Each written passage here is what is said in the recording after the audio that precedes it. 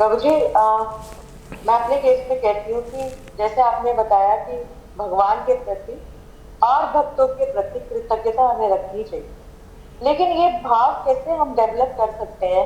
क्योंकि हमें लगता तो है कृतज्ञ है, लेकिन हम होते नहीं। तो इस भाव को हम कैसे हाँ। डेवलप कर सकते हैं साथ में? अब जैसे हम मैनेजमेंट में अगर हम हैं कहीं पर, प्रभु जी आप मुझे सुन पा रहे हैं? जी जी। जैसे हम मैनेजमेंट में हैं, तो कई भक्त लोग जैसे हमें चार्ज दिया गया कि हमें उनको देखना है, उनकी एक्टिविटीज क्या, उनका कार्यक्रम मंदिर में रहते हैं वो किस तरह से करते हैं। हाँ। तो कई बार वो ठीक से कार्य नहीं कर रहे होते, तो हमें उनको डांटना भी पड़ता है, सारा काम भी करना पड़ता है। तो इसको हम कैसे लेके चले? मतलब आप मुझे थोड़ा सा इसके समझाइए। ओके। ये बहुत ही प्रैक्टिकल क्वेश्चन है ये। अगर आपके पास ये सेवा है कि आप दूसरे भक्तों का ध्यान रखना, उनको आगे बढ़ाना, अगर आप एक प्रीचर हो तो आपको एक क्वालिटी है वो हमेशा याद रखनी पड़ेगी। वो क्वालिटी क्या है कि अगर आपने स्ट्रिक्ट होना है तो आप अपने ऊपर स्ट्रिक्ट होइए, दूसरों पे स्ट्रिक्ट नहीं हो सकते आप। जो दूसरे भक्त हैं, जो आपकी तरफ मार्गदर्शन की अपेक्षा कर रहे हैं, उन पे तो दया का भाव रख के आगे बढ़ना पड़ेगा। अगर आप उनसे स्ट्रिक्ट हो जाओगे वो भाग जाएंगे। वो स्ट्रिक्टनेस सिर्फ और सिर्फ अपने ऊपर दिखाओ कि हम ये नहीं कर पा रहे, हम वो नहीं कर रहे, हमारी साधना ठीक नहीं है, हम रीडिंग नहीं कर पा रहे, अपने आप को डांटो। भक्ति सिद्धांत सरस्वती ठाकुर तो यहाँ तक कह रहे हैं कि अपने मन को झाड़ू से पीटो, जूतों से मारो उनको, अपने मन को। लेकिन जो दूसरे भक्त हैं, जो आपसे मार्गदर्शन ले रहे हैं, उनके प्रति हमेशा दया का, विनम्रता का भाव रख के चलना पड़ेगा। वो गलतियाँ करेंगे, आप गलतियों को उनको झेलना पड़ेगा। कोई काम ठीक से नहीं हुआ उसको झेलना पड़ेगा, गुस्सा नहीं कर सकते आप, क्योंकि ये स्वैच्छिक संस्था है। हम किसी को सैलरी तो दे नहीं रहे, हम तो स्वेच्छा से आगे बढ़ रहे हैं। एक बार मैं कई साल पहले की आपको बात बताता हूँ, उससे आप शायद इस बात को समझ जाओगे। रीडर्स डाइजेस्ट एक सेकेंड। रीडर डाइजेस्ट एक मैगज़ीन आती थी, पता नहीं शायद अब भी आई रही होगी। तो उसमें मैंने करीब 25-30 साल पहले एक चीज़ पढ़ी थी मैंने। तो उसमें एक इंग्लैंड की घटना थी कि एक बूढ़ा आदमी था, उसके जो है पोते वो वगैरह छोटे छोटे बच्चे आए हुए थे उसके घर में। तो उन बच्चों ने बोला कि हम तो गार्डनिंग सीखना चाहते हैं, वो पौधों की देखभाल कैसे करते हैं हम वो सीखना चाहते हैं। तो उन्होंने कहा चलो भाई, पीछे हमारे गार्डन है, आप आओ, आप करो गार्डनिंग। तो वो छोटे छोटे बच्चे थे, वो गए, उन्होंने गार्डनिंग तो क्या करनी थी, उन्होंने जो इंस्ट्रूमेंट्स थे उसको लेके उन्होंने पूरा जो बगीचा है उसको खोद डाला, उन्होंने सारा तहस नहस कर दिया। और जो वो व्यक्ति है वो आराम से बैठ के देख रहा है, वो खुश हो रहा है, हाँ करो, वेरी गुड वेरी गुड, सही कर रहे हो तुम। पड़ोसी भी देख रहा था, पड़ोसी भी देख रहा था।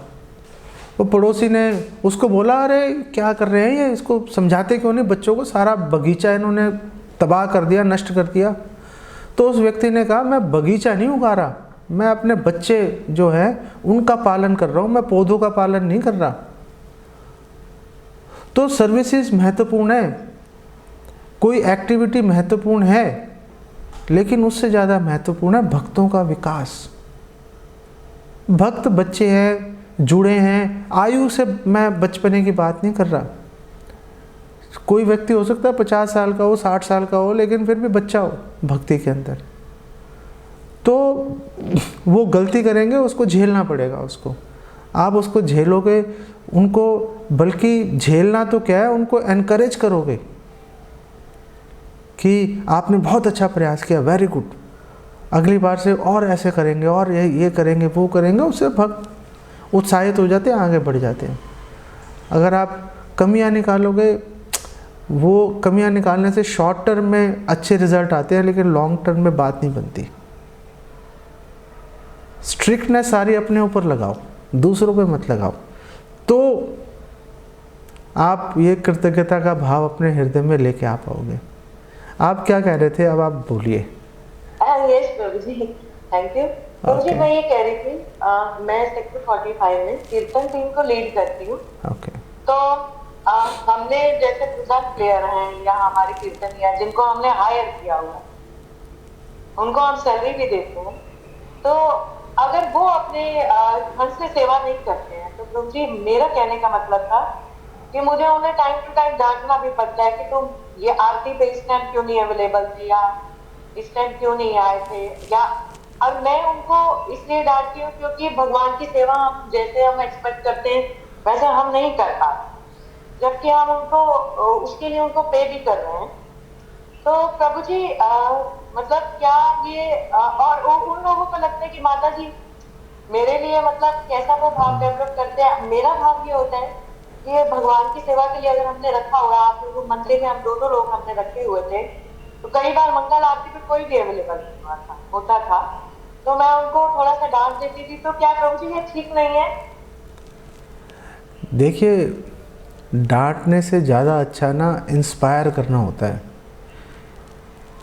कॉर्पोरेट वर्ल्ड में दो कॉन्सेप्ट चलते हैं, आर यू अ मैनेजर और are you a leader. Manager है वो डांट डपट के धमकी दे के काम करवाता है, एक लीडर जो है वो इंस्पायर करता है। मैनेजर के पीछे 2 4 5 10 लोग होते हैं, लीडर के पीछे लाखों लोग लग जाते हैं। श्रील प्रभुपाद का उदाहरण ले लेते हैं। इस्कॉन के शुरुआती दिनों में श्रील प्रभुपाद जब प्रोग्राम शुरू किया अमेरिका में, तो प्रभुपाद लेक्चर दे रहे थे, प्रभुपाद कीर्तन कर रहे थे, प्रभुपाद कुकिंग कर रहे थे, प्रभुपाद जो हिप्पीज आ रहे थे उनको प्रभुपाद प्रसादम सर्व कर रहे थे, और वो खा के जा रहे थे, प्रभुपाद क्लीनिंग कर रहे थे। अकेले ही किए जा रहे थे प्रभुपाद सारे काम। प्रभुपाद ने किसी को नहीं बोला क्या करो आप आके। फिर काफ़ी टाइम बीतने के बाद एक व्यक्ति सामने आया, उसने बोला कि स्वामी जी, प्रभुपाद को स्वामी जी बोलते थे उस समय, कि स्वामी जी क्या मैं ये काम करूं? प्रभुपाद ने कहा why not, I was waiting for you, मैं आप ही की तो प्रतीक्षा कर रहा था, आप प्लीज़ करो, बहुत अच्छा है, थैंक यू। और लग गया व्यक्ति। आप इंस्पायर करो। इंस्पायर कैसे करोगे? खुद करना पड़ेगा आपको। खुद मंगला आरती में आके कोई अवेलेबल होगा नहीं होगा, आप अकेले कीजिए। अगर आप अकेले हैं करताल से कीर्तन कीजिए, अगर 2 व्यक्ति हैं करताल मृदंग से कीर्तन कीजिए। अगर आपको करताल मृदंग नहीं बजाना आता, आप बिना करताल मृदंग का कीर्तन कीजिए, लेकिन बहुत ही प्रसन्नचित भाव से आप कीर्तन कीजिए। ओ आज भगवान की यही इच्छा थी कि भगवान आज बिना मृदंग करताल के भगवान कीर्तन सुनना चाहते हैं। इंस्पायर कीजिए खुद करके। आप इंस्पायर करेंगे, लोग मंगला आरती से 10 मिनट पहले आएंगे। इंस्पिरेशन बहुत महत्वपूर्ण है, लेकिन वो रास्ता थोड़ा लंबा होता है, उसमें थोड़ी मेहनत ज़्यादा करनी पड़ती है। बस इतनी सी बात है।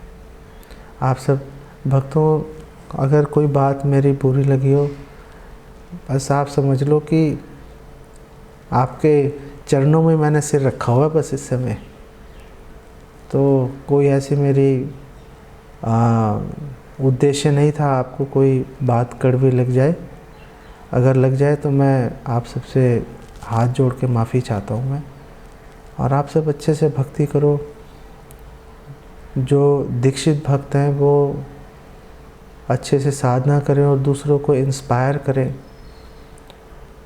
और जिनके भी दीक्षा नहीं हुई है उनको बहुत बेचैनी होनी चाहिए दीक्षा लेने के लिए, और उनको बड़े उत्साह के साथ दीक्षा के लिए प्रयास करना चाहिए। जो भी चीज़ दीक्षा में बाधा खड़ी कर रही है हटा दो उसको, हटा दो उसको। काम की नहीं है जो दीक्षा में बाधा डाले। तो आप देखना आपका जीवन कैसे सुख और उत्साह से भर जाएगा। यहीं पे विराम देते हैं। जगत गुरु श्रील प्रभुपाद की जय। हरे कृष्ण।